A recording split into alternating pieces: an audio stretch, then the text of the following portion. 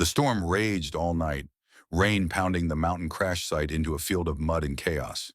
In the center, a lone paramedic knelt in the dirt, Mara Kessler. Her uniform was drenched, her hands steady as she pressed against a bleeding wound. 6 hours without rest, fighting for one fragile life. From the shelter of their vehicles, her colleagues whispered she was reckless, doomed to collapse. A police officer muttered, "She can't last out here. No one can." Yet Mara never stopped. And then, as the rescue helicopter's lights cut through the storm, a ranger stepped forward. He froze, staring at her face with disbelief. The rain went silent around his words. "She trained me in Fallujah." Who really is Mara Kessler? The truth surfaced that night in the rain. When Mara Kessler first walked into the Ridgetop EMS station, the atmosphere shifted, but not in the way anyone expected. She wasn't tall, broad-shouldered, or carrying the aura of someone who looked born to command. Instead, she was slight, her long hair pulled back, and her uniform still stiff from being new. At 34, she looked more like someone headed to a yoga class than into the chaos of emergency medicine.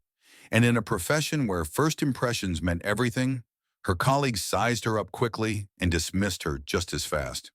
Too small, too slow, too careful, Ethan Cross muttered under his breath the first week she joined. Ethan was the type who thrived on adrenaline. The rushing sirens, the pounding heartbeats, the thrill of shaving seconds off a call. To him, Mara's measured pace was dead weight. He didn't hide his skepticism. "You'll never keep up out there," he said one morning after training, shaking his head as she lagged behind in the rope climb. But Mara never snapped back. She never defended herself, never explained. She simply nodded, caught her breath, and tried again. Methodically, relentlessly. It wasn't that she didn't hear the whispers. Everyone whispered. They whispered when she spent an extra 5 minutes reorganizing the ambulance equipment after a shift. They whispered when she double-checked every oxygen tank, every IV line, every single backup kit. "She's obsessive," they said. "We don't have time for that." But Mara saw something they didn't. She knew that when chaos erupted, and chaos always erupted, seconds were not saved in the sprint. They were saved in the preparation. Her true nature revealed itself in the small, quiet choices nobody else thought mattered. One rainy afternoon after a minor car accident, the crew was loading a shaken driver into the ambulance. While Ethan and the others strapped down the gurney, Mara slipped away toward the ditch. Ethan scoffed when he noticed. "Where is she going now?" She returned with a plastic grocery bag, muddy but intact. Inside were scattered belongings. Photographs, a child's drawing, a pair of eyeglasses. She tucked them neatly beside the patient. The man, half conscious, stirred at the touch of the photos. His lips trembled. Those little fragments of his life mattered. Mara had known.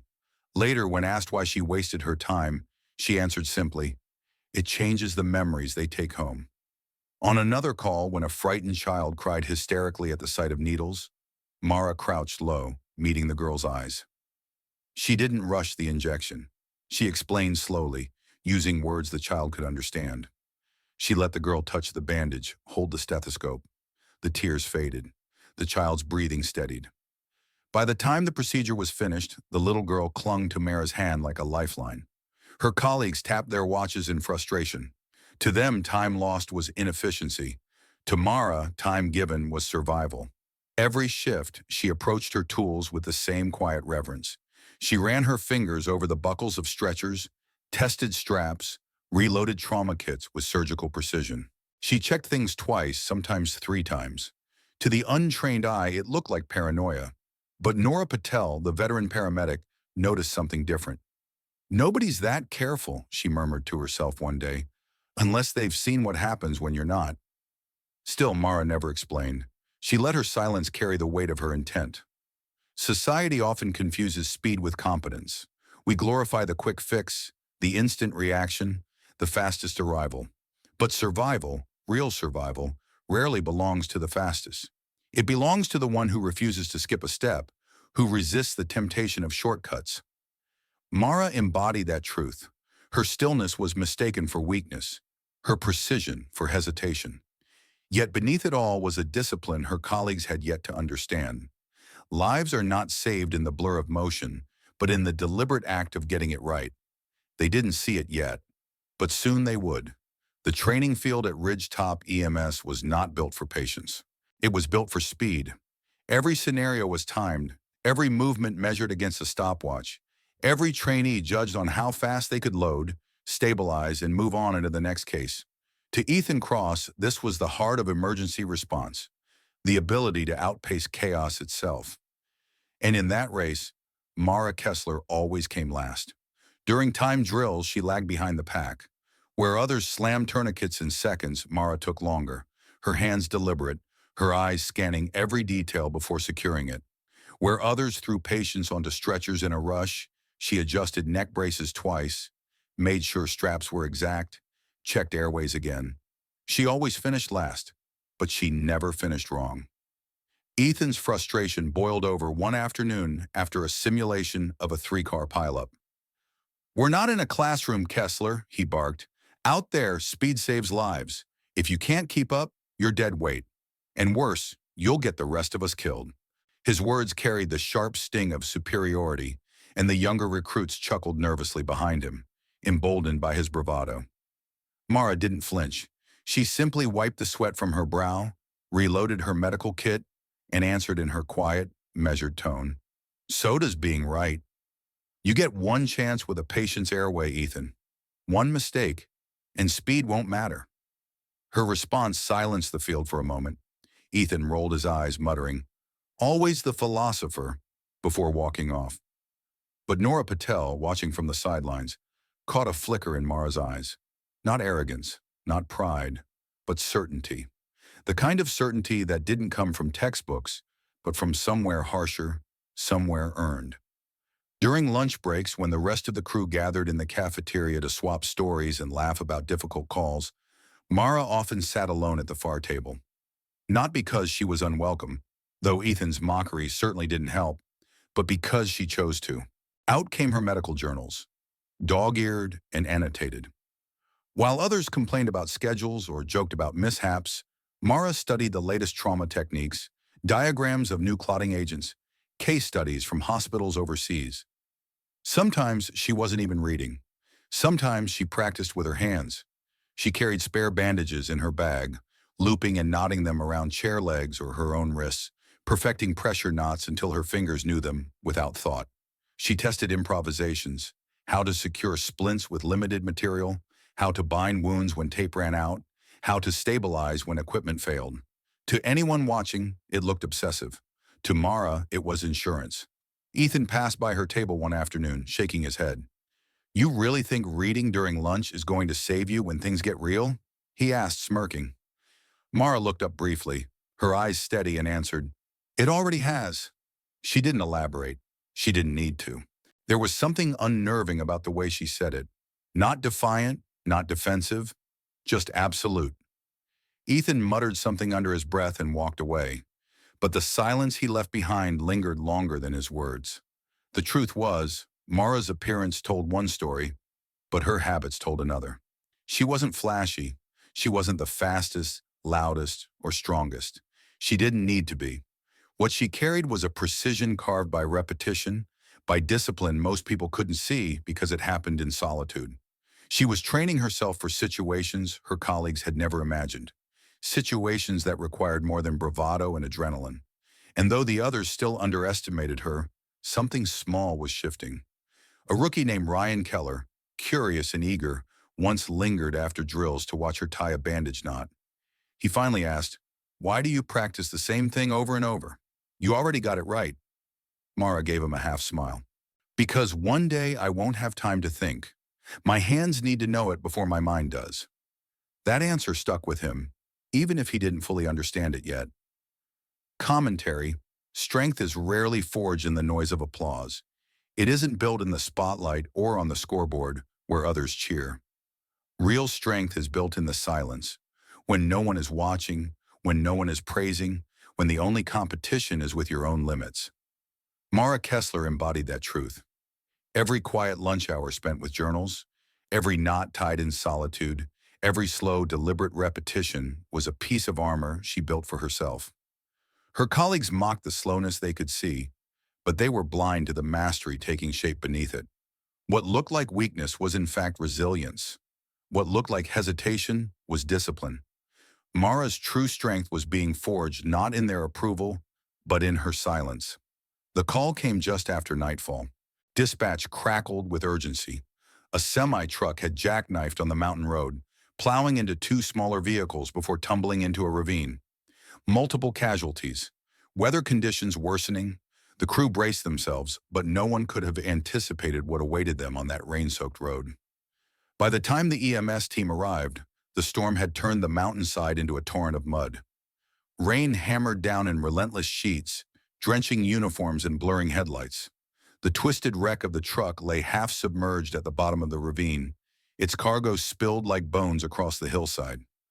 Two cars crumpled against the guardrail testified to the violence of the crash. Screams and groans rose faintly over the roar of the storm. Officer Mark O'Neill, a seasoned traffic cop with years of mountain duty behind him, surveyed the scene with a grim face. Water was rising fast and the ground was unstable. He shook his head as lightning split the sky. "This storm's going nowhere," he said, raising his voice over the thunder. "We need to wait for backup units, maybe even the guard. It's too dangerous to work this now." Ethan Cross immediately agreed, shouting from under his rain-soaked hood. "He's right. We'll lose people if we go down there in this mess." His words carried the weight of logic and fear. But Mara Kessler was already moving. She dropped to her knees beside the most critically injured victim, a young man pulled from one of the crushed sedans. His breathing was shallow, his blood loss rapid. She pressed her hands against the wound, her eyes never leaving the steady stream of red soaking the gauze. "If we wait," she said firmly, her voice cutting through the chaos, "he won't last the hour." The others hesitated, glancing at each other. Officer O'Neill tried again. "You'll go down too, Kessler. Hypothermia, exhaustion." But she wasn't listening. She was already tearing open supply packs, rigging a makeshift shelter with a tarp, ambulance poles, and duct tape. Every movement was efficient, practiced. Within minutes, a small pocket of space shielded her patient from the direct assault of the rain. She stabilized his neck, secured a brace, and applied pressure bandages with a calmness that stood in stark contrast to the storm raging around them. For a time, the others joined in, handing her supplies, helping lift victims onto stretchers. But the hours wore on, and fatigue set in. The rain showed no mercy. Cold seeped through wet uniforms, gnawed at their bones. One by one, the paramedics retreated into the warmth of the ambulances, shivering and spent. Ethan was the first to mutter what everyone else was thinking. "She's going to burn herself out. She's killing herself trying to play hero." Inside the heated cabins, the others sipped coffee from thermoses, watching through fogged windows as Mara remained outside, alone.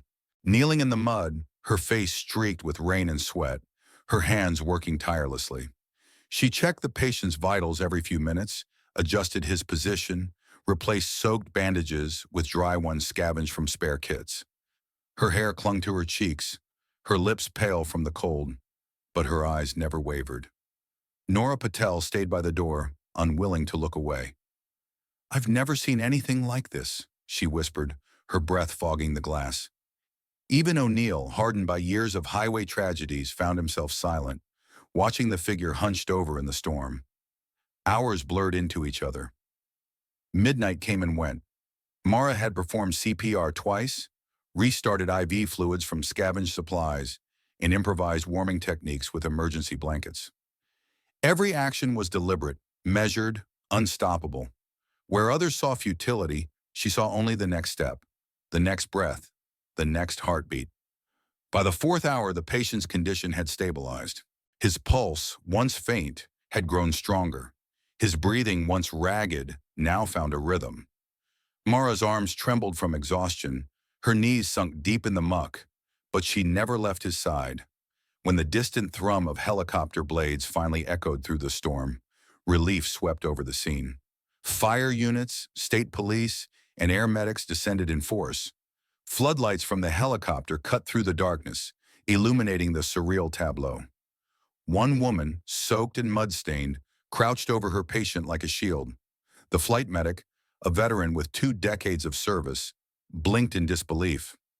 "How long has she been out here?" he asked. Officer O'Neill's voice was hoarse. 6 hours. In this storm. The medic shook his head. That's not normal. Nobody lasts like that.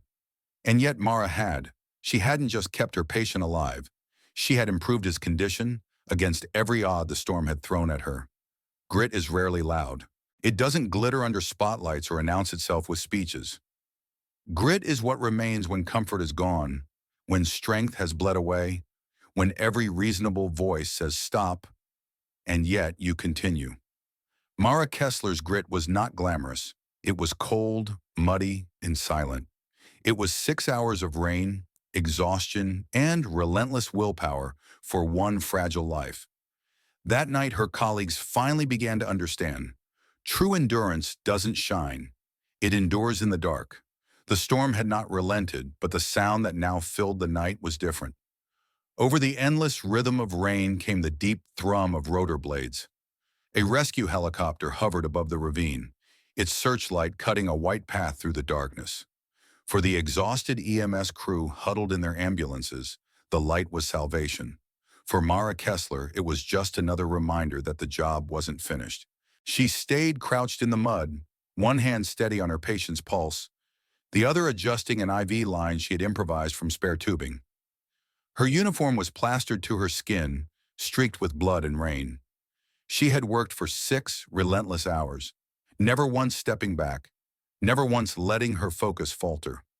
The flight medic jumped down from the helicopter, his boots sinking into the sludge. He paused at the sight of Mara, her soaked hair, trembling shoulders, and unyielding hands still locked on the wounded man's bandages. He turned to Officer Mark O'Neill. "How long has she been out here?" 6 hours, O'Neill said hoarsely, "non-stop, in this storm." The medic shook his head. "That's impossible." Before anyone could answer, another figure emerged from the helicopter. Broad-shouldered, close-cropped hair, the unmistakable bearing of a soldier who had seen too much. His name was Ranger Logan Pierce, and he had been assigned to assist the evacuation. He strode forward with the quiet confidence of someone used to taking charge. But then he saw her. His steps faltered. His breath caught in his throat. The rain blurred everything around him, but not her face. Not the small, drenched paramedic kneeling in the mud with steady hands and eyes that had seen war. "No way," he whispered, his voice barely audible above the storm. He took a step closer, staring as if his mind was refusing to believe what his eyes told him. Mara finally looked up. For the first time in hours, her gaze broke from her patient. Their eyes met. Recognition flared like lightning. Pierce's mouth went dry. His voice cracked as he whispered the words that silenced everyone around them. "Sergeant First Class Mara Kessler. You're the one who trained me. Fallujah, 2006. The world seemed to stop. The storm still raged. The helicopter's blades still beat the air. But for the crew of Ridgetop EMS, time froze in that single revelation. Ethan Cross, who had mocked her for weeks, stared with his mouth half open. Nora Patel's eyes widened. Her usual composure shattered. Officer O'Neill blinked in disbelief. Every firefighter, every medic, every police officer within earshot turned their heads in unison, as though needing confirmation that they had heard correctly. Mara's face betrayed nothing. Only her hands trembled slightly as she secured the final bandage. She exhaled slowly, turned back to her patient, and said nothing. But Logan wasn't finished. His voice, heavy with awe, carried over the rain. "She trained us. She taught us battlefield medicine when we were just kids, scared and green. Half my unit survived because of her. She's the reason I'm standing here today." The silence deepened. Ethan's voice finally broke through, thin and incredulous. "Wait, you're saying she was, military?" Logan shook his head, his eyes never leaving Mara. "Not just military, special forces medic, Sergeant First Class Kessler. She saved lives under fire while mortars rained down on us. She performed surgeries in bunkers with nothing but field knives and grit. She's the toughest person I've ever met." Mara stood slowly, her knees stiff from the mud. The helicopter's floodlight haloed her figure, a striking image of exhaustion and resilience. She looked at Logan, her expression soft but firm. "Enough, Logan. That was another life." But Logan wouldn't let it go. His voice rose, desperate for the others to understand. You people have no idea who you've been working beside. This woman doesn't just save lives in accidents. She saved them in war zones. She trained soldiers how to stop arterial bleeding with bootlaces, how to improvise airways with canteens, how to keep a man alive with nothing but bare hands and willpower. The crew gaped at her, stunned into silence. The woman they had called too slow, too cautious, too weak, was a veteran of some of the deadliest combat zones in modern history. Mara, however, refused the spotlight. She adjusted her soaked jacket, lifted her medical bag, and said evenly, "The patient needs to be transported. That's all that matters." Her voice was calm, almost dismissive, as if deflecting attention back to the only thing she cared about. Logan shook his head in disbelief. "You haven't changed. Always putting the mission first. Always hiding." She met his eyes one last time, her voice barely above a whisper. "Different battlefield, same job." The words lingered in the air long after she moved toward the ambulance. The EMS crew watched her go, their perception of her forever altered. True heroes don't introduce themselves as heroes. They don't announce their past or list their accomplishments. They don't need to. Their actions speak louder than any title or rank.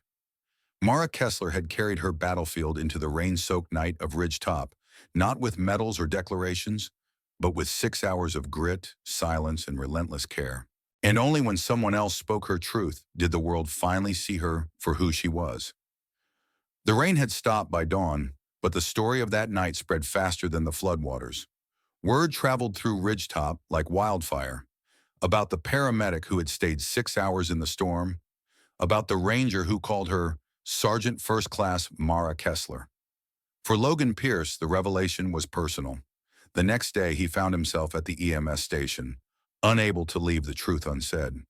Over steaming coffee, surrounded by stunned paramedics, he told them what they had never known. "She crawled into a burning Bradley," Logan began, his voice raw. "3 of us were trapped inside, ammunition cooking off, smoke choking us. Everyone screamed at her to stay out. 'It's going to blow, you'll never make it.' But she did. She dragged each of us out, one by one. She didn't quit, not until the last man was safe." The room was silent. Ethan Cross, who had mocked her slowness, stared at the floor. Nora Patel, arms folded, blinked hard against the image. "And that wasn't all," Logan continued. "There was the night in Fallujah, when mortars fell on our perimeter. Our unit took 7 casualties in minutes. No medevac could reach us. Mara set up a surgical station in a bunker lit only by flashlights and burning debris. She cut shrapnel out of a soldier's abdomen with nothing but a field knife and sterilized water. She kept us alive with improvisations none of us had ever been trained for. She taught us not to panic, not to freeze. She taught us that hesitation kills, but careful hands save." The rookies leaned in, wide-eyed. For them, the quiet woman who read medical journals at lunch had become something else entirely, a figure carved out of fire and endurance. But Mara herself? She stood in the doorway, listening in silence, her face unreadable. When Logan finished, she simply said, "It wasn't about me. It was about keeping them breathing." Then she walked past as if the stories were just smoke she refused to breathe in. A week later, the chief of surgery at Ridgetop Memorial, Dr. Helen Strauss, appeared at the EMS station. A tall, commanding woman with years of battlefield contracts behind her. Strauss carried a manila folder, thick with records. "Mara Kessler," she said, extending her hand, "I've read your file, or what little wasn't redacted. Your protocols from Iraq and Afghanistan are still being taught. Some of them change survival rates worldwide. We've had an opening here for 2 years, a trauma surgery coordinator. Twice the pay, daytime hours, authority over training programs. It's yours if you want it." The room buzzed. Ethan raised his eyebrows. Nora whispered under her breath. Even the rookies glanced at Mara with awe. This was recognition, validation, the very thing they assumed she had been chasing all along. But Mara's eyes lowered. Her voice was steady, almost reluctant. "I knew about the position. I didn't apply." Strauss frowned. "Why not? You'd be leading teams, shaping the way we save lives for decades." Mara hesitated, searching for words. At last she said, "Because coordinators manage other people's emergencies. I want to respond to them directly. I don't want to sit behind a desk while someone else bleeds out on the road. Strauss tried again. You could save hundreds of lives by training doctors. Mara shook her head gently. Maybe, but I didn't join to count lives. I joined to touch them, one by one. Her words hung in the air like a quiet thunderclap. Leadership isn't measured by titles or office doors. It doesn't live in plaques on walls or in salaries that shine brighter than the work itself. True leadership is measured in influence, how deeply your choices change those around you. Mara Kessler led without asking to lead. She inspired not by commanding, but by persisting. Ethan no longer mocked her slowness. He asked questions instead. Ryan Keller, the rookie, began carrying extra bandages in his pocket, just as Mara did. Nora Patel admitted to checking her equipment twice, remembering Mara's precision. And Logan Pierce, hardened by battle, confessed that much of his survival was because of her. Mara didn't need the title of coordinator to lead. She had already reshaped an entire EMS team, not through orders, but through example. And in the end, that was her choice. Not power, not recognition, but presence. To keep her hands on the pulse of the living, even if nobody ever knew the whole story behind them. Life at the Ridgetop EMS station slowly returned to its routine. Calls came in, house fires, car crashes, heart attacks, and the crews rolled out as they always did. Yet something had changed in the atmosphere, something subtle but undeniable. Mara Kessler hadn't altered her habits. She still arrived early, checked every piece of equipment twice, reorganized supplies until they were perfect. She still sat alone during lunch breaks, a medical journal open in front of her, fingers absent-mindedly looping knots with spare bandages. But now she wasn't alone for long. Ryan Keller, the youngest of the crew, began sitting across from her. At first, he just watched in silence as she worked through techniques. Then timidly, he asked questions. How did you stop that arterial bleed so fast? Why did you place the patient's head at that angle? Mara never brushed him off. She set down her coffee, took his arm, and showed him where to find the pulse above the wound. She demonstrated the precise pressure point, the difference between cutting off circulation and sustaining it. She explained the importance of staying calm, of letting the patient borrow your steadiness when they had none of their own. Soon others joined in. Nora Patel leaned in quietly, listening to Mara's explanations of airway management when equipment failed. Ethan Cross, who once mocked her, sat in silence as she taught rookies how to improvise splints from seatbelts and jackets. Slowly, without fanfare, Mara was reshaping them. She didn't stand at the front of a classroom or demand attention. She led in the same way she always had, through patience, presence, and example. It wasn't long before her influence began to show in the field. During a late-night call, Ryan Keller used one of Mara's pressure techniques to control a victim's bleeding until backup arrived. Afterward, he admitted, "I only knew what to do because of you." Ethan, once cynical, began carrying extra trauma supplies in his jacket after watching Mara improvise through shortages. Even Nora caught herself repeating Mara's words to a panicked patient. "Borrow my calm. I have enough for both of us." The crew began to see her not just as a colleague, but as a quiet pillar. And yet Mara never spoke of Fallujah, never mentioned her rank, never sought recognition. One morning on her drive to work, Mara slowed her car near the overpass, where the semi-truck had crashed. Spray paint scrawled across the concrete caught her eye.